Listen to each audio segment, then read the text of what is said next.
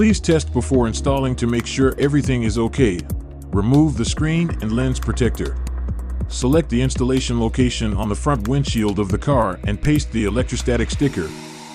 Reserve a section of wire for the car charger, and use a crowbar to hide the remaining wire along the gap of the front windshield, through the A-pillar, down the door gap.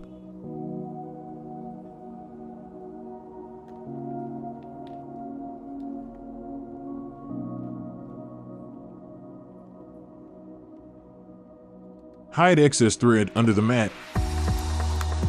Car charger connected to car cigarette lighter port. Rear camera installation. Reserve a section of wire for the car charger and use a crowbar to hide the remaining wire along the gap of the front windshield as car charger. After through the A-pillar. Hiding the power cord along the gap between the car body and the ceiling on the side of the passenger seat, and between the rear seat and the ceiling. Removing the door rubber strips, the plastic housing and the interior of the trunk of the car.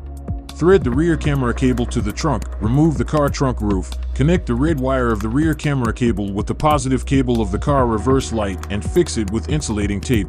Remove the license plate light. Tear off the 3M adhesive on the rear camera and fix the rear camera next it.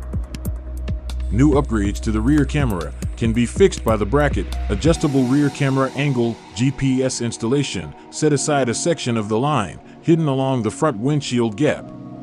Reach the A-pillar and down the A-pillar. Finally, peel off the 3M adhesive, black side up, and secure it to the dashboard near the front windshield.